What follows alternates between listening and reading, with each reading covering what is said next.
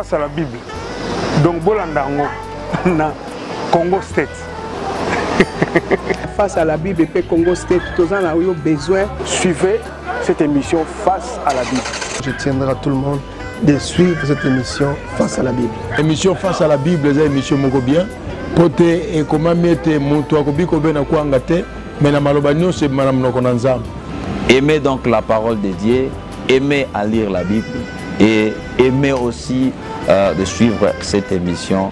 Face à la Bible. Je viens en tant qu'un homme de Dieu encourager tous les membres du corps de Christ à suivre notre émission Face à la Bible. Je voulais juste vous inviter à bien aimer cette émission, émission Face à la Bible de 3W Congo State.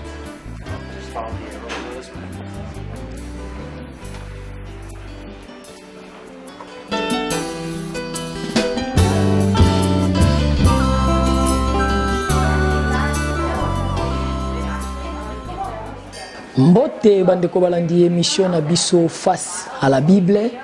Lelo tozwamani awa na ville ya Kirskiville na Missouri na église Torrent de Kérite Kirskiville et pas wapi ekambami na l'homme de Dieu pasteur James Kamanda. Et bongo tozalaki invité na équipe nyonso ya Congo State pona milulu o esalamaki awa. Tozali na émission où ezali lelo awa ememi biso na église Torrent de Kérite Kirskiville na thème émission na biso tozali na réveil spirituel et puis na sous-thème na biso tozali na discipola. Bonjour pasteur James Kamanda. Bonjour Ndeko Joseph. En tout cas, merci encore une fois. Mbote na bandeko bazali kolanda biso na émission Face à la Bible.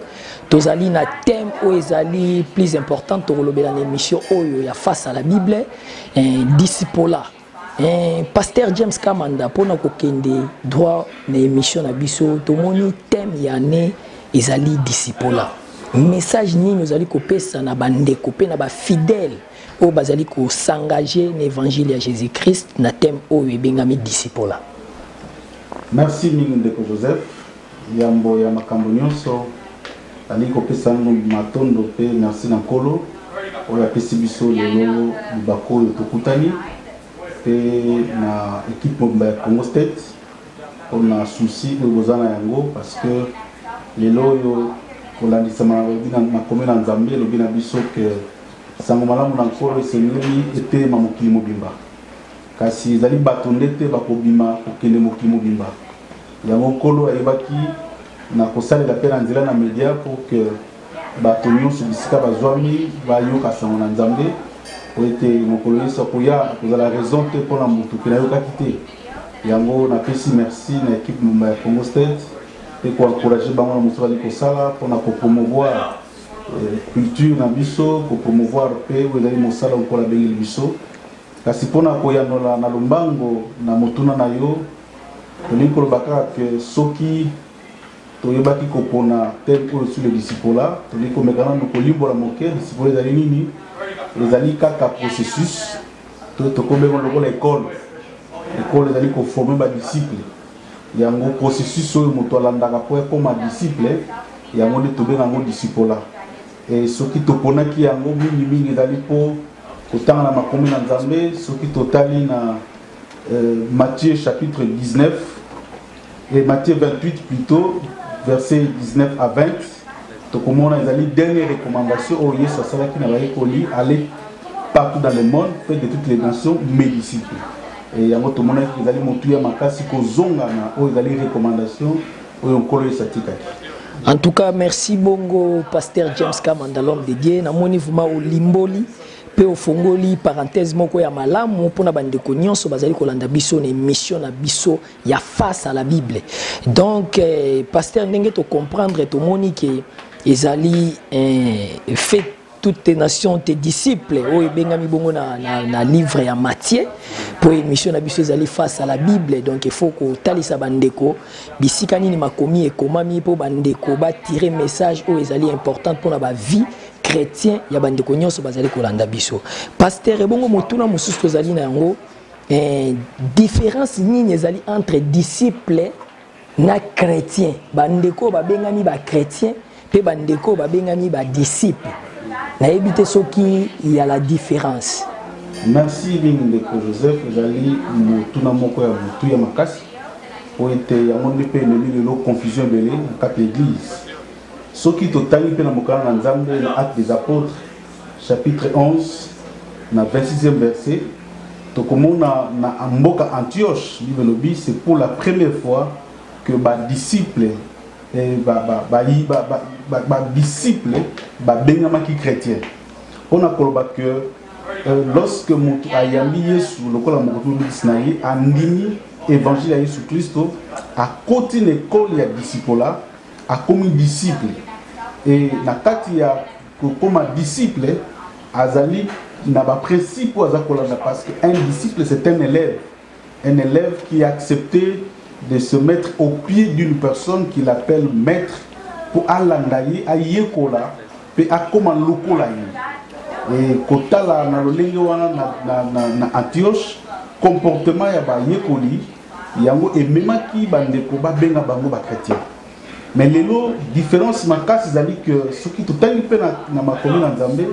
tokomona les mots disciples ezali repris au moins plus de 260 fois mais les mots chrétiens dans la Bible ezali kaka 3 fois. Soko bandi dans le Nouveau Testament, des bandés nangoti nasuka, c'est 3 fois simplement. Pour nous que accent makasi zali sous les disciples. La différence zali que ils allaient plus facile qu'au combattre comme à Christ. Les lots montonnions surtout avec bien comme Christ. Na oya kenda église, na oya kenda église de azali comme bien comme Christ. Mais les lots pour monto ami bien comme disciples, ils allaient peut-être parce que ils en ont un processus où ils s'engagent moto à l'écanayango pour que l'élo a comme un disciple. Et l'élo, le christianisme est comme le fanatisme. Les gens ont la fan ya Yesu. Ndenge Bible dit Yesu tabane ko de côté ya tout le monde a battu ça pour l'andaye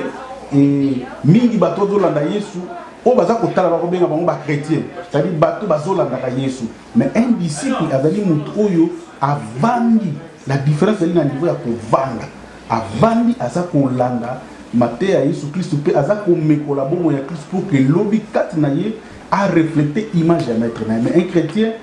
comme un chrétien il a une église tantôt à une église un disciple a une moto à m'évaluer. Merci beaucoup l'homme de Dieu pasteur James Kamanda. En tout cas, namoni déjà enseignement ezali ko mema biso kati na profondeur ya koyeba lisusu makomi bien namoni au cotivement na mozindo et sika mosali na nkolo namoni olobi un disciple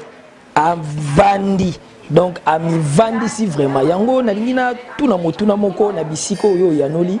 que un disciple avandi est-ce que ezali na voix ya kolanda pona kokoma disciple ou bien ezali na ba enseignement o bazali kotalisa biso po okoma disciple. Merci Ndeko Joseph ezali motuya motuna moko motuya c'est vrai disciple c'est toujours bien c'est un processus. Ce n'est pas que là les la mot comme disciple ça dit pose à un disciple qualifié ils ont un processus et c'est le moto là kasi lokola tango ezali pena méditer il faut relever juste quelques points importants où Yesu a qualifié na bateau yo ba bengami ko za ba disciple na ye. Premier principe c'est que moto pour benga ma disciple il doit vivre ce qu'on appelle le renoncement, c'est-à-dire komi boya kati na yo. Pour être soko tani na Luc 9:23 comme on a que Yesu dit moto azali a longo banité ko boya bomo na ye ko renoncer na o ezali bomo na ye ya masumu to bomo na ye ya kala azali dignité ya kobenga mwana na Nzambe et puis qu'on renoncer na ozali bozu ya mokili. Ça veut dire un disciple ne cherche pas Yesu pour un intérêt matériel parce que azakolanda Yesu pour l'intérêt ozali et l'équipe matériel parce que ayebi que objectif na biso to but na biso fini ezali bokonza likolo kasi tango moto a longo bani na note ko kabwana ozali biloko ya mokili moto alinga azali dignité ya kobenga mwana Nzambe et puis Yesu alomba susu celui qui veut me suivre doit porter sa croix et l'autre c'est une différence makasi c'est que ils allaient facile comme benga chrétien mais comme sa disciple ils allaient passer parce que baki et belé les lots allaient prêter à comporter quoi parce qu'il y a la croix il y a symbole il y a humiliation symbole il y a épreuve il y a makasi au bateau et belé allaient prêter voilà pourquoi toujours comme on a que le christianisme comme il y a pété moutala la mouille l'eau comme chrétien mais pour monter comme un disciple il doit passer par ces quelques procédures dont j'ai donné entre autres renoncement les dépouillements pour kawana moto ya kala kondima bomo ya sika ya témoignage à malamu oyo ils ont côté ça réellement que vous allez mon Christ à son donc voilà quelques points ils allaient comme ma biso pona comme ma moto à comme à niveau ya kubenga ma disciple sur la Jésus Christ. En tout cas, merci bongo pasteur James Kamanda namoni vraiment aux alliés kokotisa biso vraiment katina ba profondeur ya ko connaître encore de nouveaux paroles ya nkolo e kotalisa biso lobi na biso ndenge ni nesengeli to tambola mais l'homme de Dieu soki natali na mituna nyoso na uti kotuna yo difficulté ezali lelo eloko nini ezosala ke église et perdre sens ya ki responsabilité nango tomoni mingi bandeko babengami ba chrétien babengami ba Christu mais makambo bazali ko sala elongo banité na makambo tozali ko zwa comme enseignement de base kati na église lelo na baye babengami ba Christu na baye babengami ba Christu te mais baye babengami ba Christu etamboli na bango elongo banité na makambo église pe parole du Seigneur ezali côté ya biso na yebite soko koki kotalisa bandeko sans wana bino batu bozali kotinda biso to tambola na nzela elongo bani bozo talisa biso chemin o ezo mema biso na bomo ya seko mais kaka église tozo mona lokola etonga ezo perdre sens ya ki responsabilité. Merci de Joseph na koyana na lomba ko lobake lelo toza ko vivre phénomène moko bizarre. Les lots, il y a plus d'adhésion à des églises locales que nous appelons que la conversion. Vous allez adhérer à l'église pour devenir membre d'une église. Montana n'a objectif, ton intérêt, mais il y a mon tout, il y a qu'on a biso, vous allez comme membre de l'église, mais comme membre de corps de Christ. Et comme membre de corps de Christ, il y a un processus, vous allez comme ma biso dans la disciple. Et le coup la bac est béni, bazali prêté, il y a condiment, condition où il soit précis, parmi les conditions natales, ceux qui te zone dans ma commune en Zambé, tant que vous avez Yesu, pour te balayer qui lit pas, Yesu est ici bango, na yemiti na boza koya parce que vous l'avez qui lit pas. On les a dit image à la chrétien, mais tant que vous avez ici bango, oyo alingi, koye pas nangai, et sengeli alliance auto, pe amena makila nangai. Comment qui le lengoa Bible telle que moko na moko bazala ki osali ko benga na parce que bazala qui préparait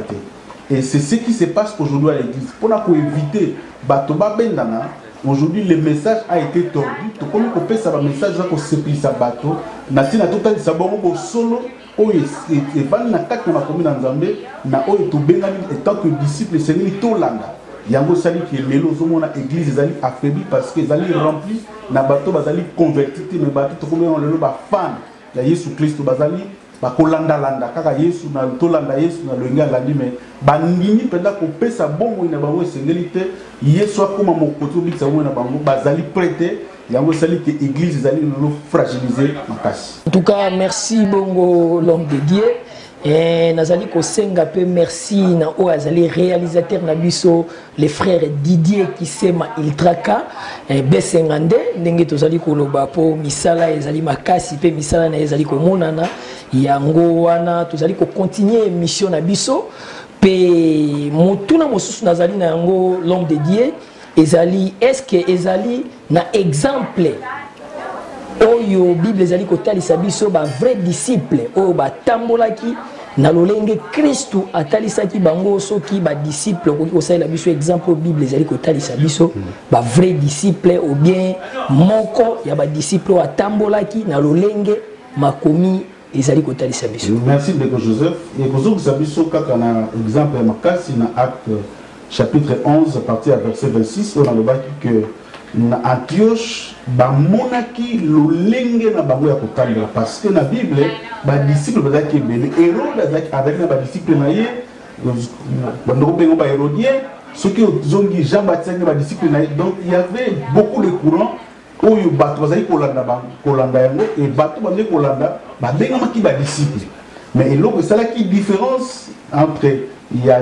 Yesu ezali etamboyi na bango lolenge na bango ya kozala parce que bato bazalaki na référence ya vie ya Yesu bayebaki Yesu lolenge atambolaki pendant les 3 ans ya ministère na ye et bamoni groupe ya bato boko barefléter image ya Yesu. C'est comme ça que babengaki bango bachrétien. Donc la différence ezali lolenge na biso ya komekola bongo ya Yesu. Parce que Bible lobi to bengami ko langa bongo to refléter to zali lokola ba ambassadeur un ambassadeur azali moto azali ko représenter nation na bango lelo ba jujaka pe mboka lolenge ambassade ezali lelo États-Unis na mboko tozwami partout dans le monde à cause de la représentation de l'ambassade de Bango, ils ont coupé sa bango valeur, ils ont coupé leur grande puissance parce que ils ont coupé la sérieux dans quatre moussala. Donc, biso pétant que l'ambassadeur, le sérieux dans notre vie, l'engagement, la vie à consécration de biso na Yesu, pe bizali na biso lengi ba nzambe, ndezali kotali ça réellement ce que nous sommes et bizali couper ça vraiment différence sur la Seigneur, le lengi no bobani. En tout cas, merci beaucoup, Pasteur James. Nazongi na message kako na uti kotuna tokoki kotalisa kaka batute ke lolenge nini ba disciple oyo batambolaki na bosolo est-ce que pe okoki kotalisa biso est-ce que ezali pe na ba disciple oyo batambolaki na nzela elongo banite selon la Bible na o etali bayekoli oyo Yesu aponaki tozali kozwa yango beaucoup plus comme exemple. Tout le monde a 4 na bango bazalaki 12 simana Yesu ba comme ebele mais na 4 na 12 ezalaki na moko oyo tobengi na komo na Juda oyo aselonaki na groupe parce que c'est vrai avandaki kola na 4 na sinema mazalaki disposé parce que azalaki na mission mosusu oyo yaki na yango c'est comme ça salaki que aselonaki na groupe donc na oyo tali ba yekoli ya Yesu Kristo bazali bato yo bazalaki exemple malamu. Les autres ont na 4 évangiles, surtout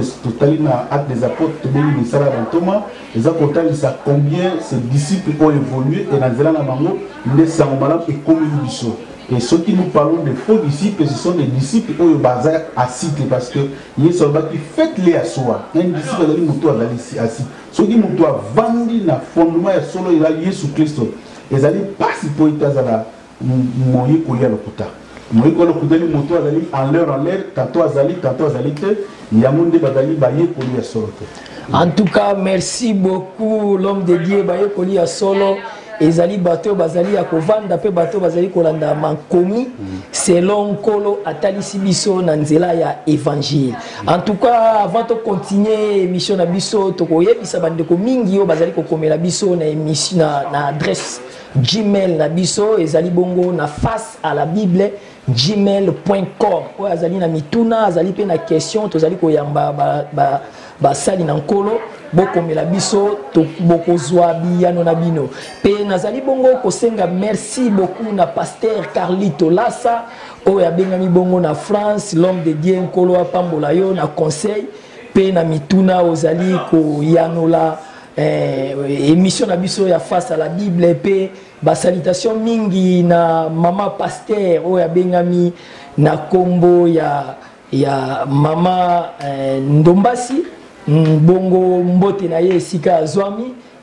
bongo merci beaucoup na message na bino pe merci beaucoup na frère oyo abengami bongo tozali na ye na Champagne ezali bongo frère na biso Jean-René Balekita, merci beaucoup na ba conseil de côté de la biso une émission ya face à la Bible. En tout cas, merci beaucoup. Na bandeko bozali ko komela biso bo continuer toujours ko komela biso bo ko zwa biyano pe na ba message bozali côté de la biso. L'homme de Dieu bongo tozali ko continuer émission na biso.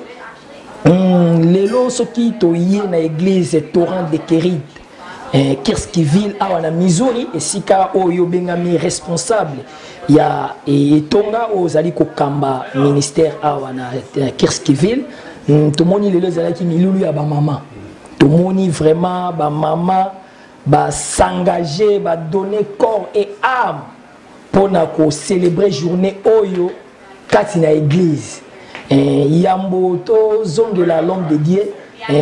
tozali bongo ko balancer moi image ya mokie bomona esika nini ba mama ba poni balobi teke tokokende bisika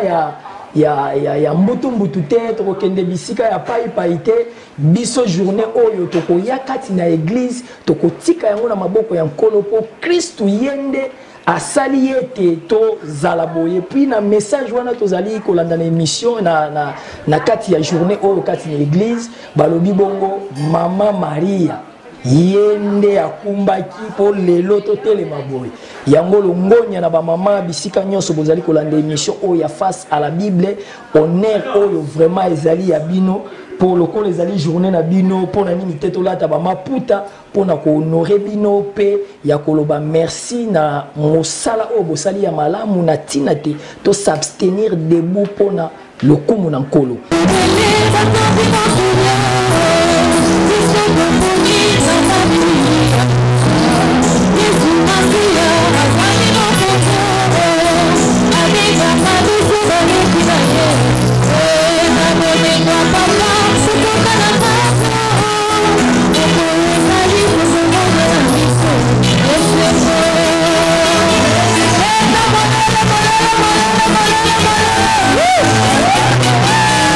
Na yambo tozongeli Pasteur James na yebite soko zali na message ya kotalisa bandeko na journée ya kitoko o touti komona milulu émission ba cheli biso image. Merci Ndeko Joseph ka mingi ya kolobezalité na moni bilili ya ngo zali kotalisa o zalaki lelo na kati na église Torambe Kirit po ete tovandaki totali lelo mokili za kolobela le 8 mars, mois de la femme. C'est vrai, il n'y a rien de nouveau sur la terre,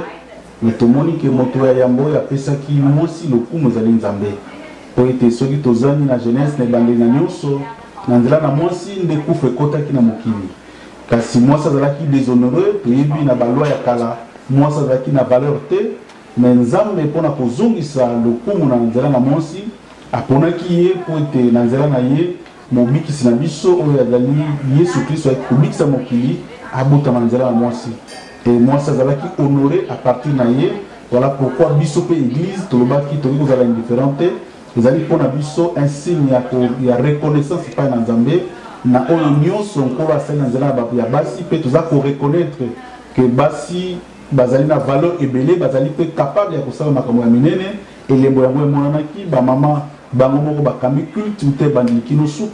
nous avons été bénis par le message et même le papa qui était là, Nasuka qui vraiment qui peut encourager. Donc c'était vraiment quelque chose de bien. Il est tina oyo qui nous oyo pour na kotali sana nzela na mokili mobimba et puis les moni même le lenge na lati ezali na sepele kolata en fleuri pour na kosekisa ba maman ndenge yo pende ko Joseph olati lelo pour na kopesa lokumu na ba maman ezali kaka liputa te mais ezali kotali sa valeur ya bango tant que femme nde milulu le kaki. Offre ton corps comme sacrifice et tu verras la gloire de Dieu. Servir Dieu. Dieu nous dit dans la parole, dans le livre de Exode, chapitre 23, verset 25, vous servirez l'Éternel, il bénira votre pain et vos eaux, et l'Éternel éloignera la maladie dans votre milieu. Lorsqu'on sert Dieu, Dieu devient ton défi. Merci bongo na l'homme de Dieu Pasteur James Kamanda. Peto zali ko senga merci na bandeko nyonso bazali ko landa émission na biso pe na bandeko mingi bazali ko komela biso na adresse Gmail na biso o ezali bongo face à la Bible gmail.com. Oyo azali na mituna pe biyano ya ko komela l'homme de Dieu ya ko tuna question o komeli biso na Gmail na biso ya face à la Bible gmail.com. Merci bongo na Pasteur Carlito Lassa Ndombasi pe na molonga ni na ye mama Pasteur Lise Ndombasi. Merci na ba conseil pe na ba message bozali ko komela biso na adresse email na biso ya face à la Bible gmail.com. Merci bongo na frère Jean-René Balekita na message na yo vraiment ba encouragement na émission na biso tika ete nzambe ya pambola bino bisika bozwami pe merci bongo na Pasteur Anate Kambu, merci bongo na Pasteur Ador Indian, merci bongo na Pasteur Stani Mwanda na Maryland esika azali pe na bandeko nyonso bozali ko komela biso na émission face à la Bible. À la prochaine tokotanga ba kombo pe toko tali sabino ba question bozali kokomela biso. L'homme de Dieu tozongi na mituna na biso. Tomoni lelo tangu toye na kati ya convention ya mama tomoni message déjà ba préparatif ezali ko sala mapona convention topé conférence o ezali ko sala na mois de mai na yebité ceux qui ba préparatif beaucoup invité l'homme de Dieu moko accompagner convention wana topé conférence wana ou bien milulu ezali ko sala mandenge nini pe tomoni thème ezali très importante, aller plus loin avec Jésus-Christ. Merci Ndeko Joseph. C'est vrai, tu allé na milieu minene du 27 au 28 mai na kati na mboka ya Ketsubi où ils allaient première convention na biso na kati ya église Toron de Kirit, assemblée à Ketsubi. C'est vrai, tu es allé dans Motei Monene à Yebani, le pasteur Roland Dalo, Azali parmi les orateurs, et puis tu es allé dans le pasteur Gary Grogan, où il y a Stone Creek, dans Katia Miluana. C'est vrai, dans l'Italie, les préparatifs, ils ont été maram, et dans l'Italie, le choix de thème, je crois, il est très important parce que ce qui est totalement dans Jean 8:32. La Bible dit, vous connaîtrez la vérité, et la vérité vous affranchira, vous rendra libre. Tout le monde, le solo, il y a Jésus-Christ, est comme un peu tordu, et comme voilé, parce que mon tonneau, ça lui dit qu'on s'allait la combo à Jésus, mais pour un intérêt personnel, tout intérêt à diable. Il y a un moment où Jésus qui n'a pas de souka, ça y a le couteau à ébélé, mais il y a une mission pour séduire, pour détourner l'élu. Voilà pourquoi tous les gens qui ont 2 jours pour s'asseoir, pour réfléchir sur ce thème ou ce sujet, aller plus loin parce que solo pour nous vous allez peut-être. Ils ont fait un effort, ils ont fait un sacrifice, il faut que nous muzindo pour découvrir vos solo. Tina Otoponi, thème Oyo, ce qui est total dans Ézéchiel 47, au moment où Ézéchiel va me marquer dans muzindo. À comment il y a un niveau mon corps, à quoi il sous kota la thème à salaki konangé et toliki ko fungola ko pena musindo thème autant vous allez thème il y a tout un mystère qui est là dans les torrents qui l'avait submergé donc comme ça ko sambela ezali eloko ya superficialité et c'est le kota na musindo oyeba moto zali ko nimela zali nani pour être yesu le zali présenter dans ma forme de mais tant on dimeli moto ndimi ko landa il faut oyeba yo découvrir musindo ya vous allez de moto ya maman le kambo pendant les 2 jours. En tout cas, merci bongo na l'homme de Dieu. Pena bandeko nyonso bozali kolanda biso vraiment il faut tokota approfondir ndenge l'homme de Dieu atalisi biso ezali événement moko ya munene pe toyebi pasteur Grogan o azali bongo na église Stone Church Creek na Champagne. Et puis, pasteur Roland Dalo, tu es très bien. Vraiment, nous rester toujours branché dans l'émission de face à la Bible. Beaucoup soit événement wana et en live dans l'émission de face à la Bible. Et puis, tu soit orateur. Pe na ba pasteur Gogan pe na pasteur Olagaro ba koleka na émission face à la Bible pour na kotalisa biso lisusu approfondir. Donc to bengi bino ebele boko mona milulu pe beaucoup de monde sports et koleka avant événement il y a conférence wana et salama awa na Kirksville na Missouri et pas wapi na États-Unis tozwamani. En tout cas merci bongo l'homme de Dieu to komi ko chiter vers la fin y émission na biso to yebite soki okoki kozala na mot de la fin ou bien ozali na conseil oyo koki kotalisa na bandeko nyonso bazali kolanda émission ya face à la Bible na ngonga oyo message oyo ezali particulier pe na bandeko mingi bazali na bolembo na bandeko mingi bakitisi maboko pe na bandeko mingi bazali na capacité lisusu te ya kokoma basali ya solo toyebite soko zali na message moko ya kotalisa bango bazali kolanda na émission na biso face à la Bible. Merci Ndeko Joseph na moni le bashuka to message ezali kaka pour encourager le chrétien. La vie chrétienne, c'est une vie qui n'est pas facile. Et la vie où c'est un engagement. Pour être mis le lobby, où et c'est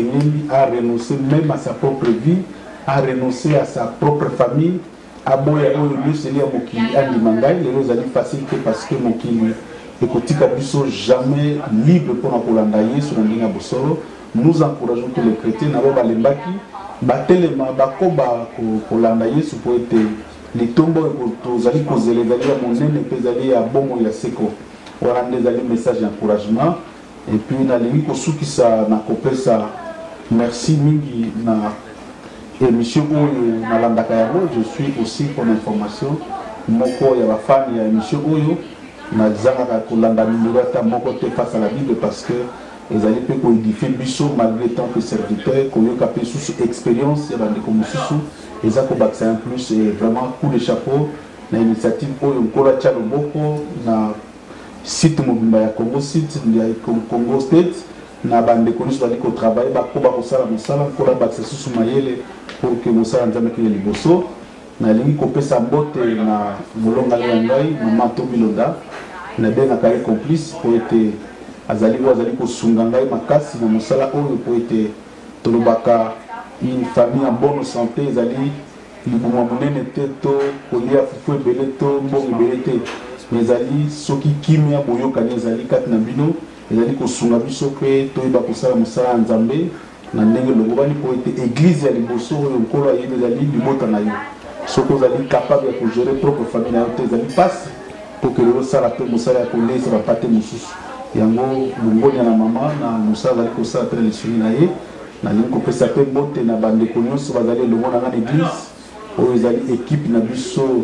tozali kobenga ya conseil elongo na bansien nyonso naza komona ancien Norton ancien Jean-Marie naza komona le diacre Israël naza komona pasteur Alfred pasteur Crispin na bandeko nyonso oyo bazali zingazinga na biso na oyo batangi kombo te bazali kosala mosala malamu na badépartement nyonso kosala bandeko ya chorale vraiment mbote na église mobimba mpe na ville mobimba ya Cape Civil oyo na bandeko bazali kosoutenir biso na mosala de kosala vraiment nkolo pambola bango esusu makasi mpe bakoba kosusu kosoutenir mosala na nzambe na oyo tozali kosala mosala okola bele biso kati na mboka oyo.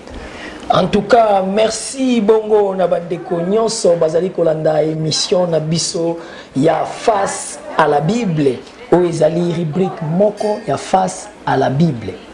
La Bible nous dit maloba nzambe elobami mpo ya biso mais mpo ya basusu elobami na masese batala kasi bamona te bayoka kasi basosola te. Merci bongo na caméra pe na réalisation tozalaki na frère Didier qui sema Ultra KB52 pe na Aisha Shamwenze Esra pe na ndeko Johnny Prince Ngala pe na bandeko nyonso bazwami bisika partout bazali kolanda émission face à la Bible. Nzambe apambola bino pe tokutani mbala ya sima. Bye.